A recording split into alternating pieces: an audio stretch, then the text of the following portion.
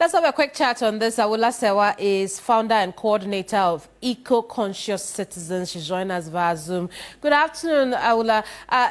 Let's talk about this and how Ghanaians should understand their role or their place in this conversation around climate change. Good afternoon. Thank you for having me. I think, as has been rightly said, we face an existential threat. So right now, what we need is leadership to deal with it. We know it's a global problem, but we need to focus on what we in Ghana are doing or not doing. We know the existential threat we are facing from the illegal mining and also illegal logging. And when I said leadership, this is not helped by the lack of leadership in passing, for example, LI 2462, which when we know we are facing climate change, when we know the situation, we are allowing mining and logging in forest reserves, including globally significant biodiversity areas. We had a report about wetlands. We also have buildings in wetlands, including Sakumono and the Peshi Lagoon. So it's a lack of leadership to deal with the existential threats we are facing. And, you know, the feel of the temperature lately, you think that 2024 is on its way already to break the record of 2023. At the individual level, what can we do to make our environment better? I mean, at the individual level, we can all plant more trees. We can all speak up when we see the environmental vandalism taking place. But I need to stress, and cannot stress enough, that we need leadership. Because the laws are there. We cannot be logging willy-nilly. You can't just cut trees as you deem fit. But the leadership doesn't seem to be aware of it. We seem to be like ostriches, burying our heads under the sand, thinking that if we don't face the problem, it will go away. You might recall that in 2017, the president himself put his presidency on the line. He rightly noted the problems we were facing. But what has happened since? It's just becoming worse.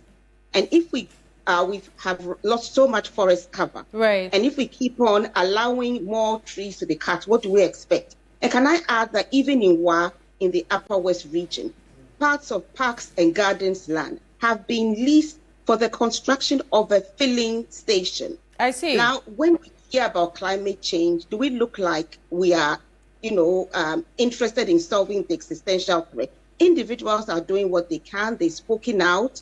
But we need leadership to deal with the existential threat we face. We need to have LI 23462, which allows for the felling of trees and even mining in forest reserves to be repealed straight away. We need to stop building on wetlands and remove the buildings that are there. On World Wetlands Day, Eco-Conscious Citizens, Friends of the Environment, had a press release and a manifesto where we laid down certain things that needed to be done as a matter of extreme urgency, such as the repeal of LI 2462 and EI 144, construction in wetlands, and so on and so forth. Yes. Right. I would quickly, for those who may not understand, when you talk about this existential threat, how does climate change appear in our lives every day without our knowledge? Well, it appears in our life every day. We can see, as you yourself have said, it's getting hotter and hotter. And to get even more hot when we keep on felling all our trees. There are laws that we have to plant trees in front of our houses or in our compound. What do we see? The kiosk upon kiosk upon kiosk, whilst the authorities stand idly by. You look at parts of Laboni and Cantonment, apartment blocks being built, like there's no space between them. When the law clearly states that you can't build on every inch of your land, you need some space for the air to circulate.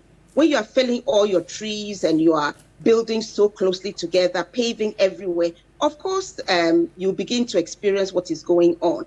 And 2023 was the hottest year. 2024. Absolutely. I'm afraid we cannot continue with our conversation, but thank you so much for highlighting what we are faced with and the need to, balance our survival with protecting the environment, because then it could come back to bite us. You're watching News Central.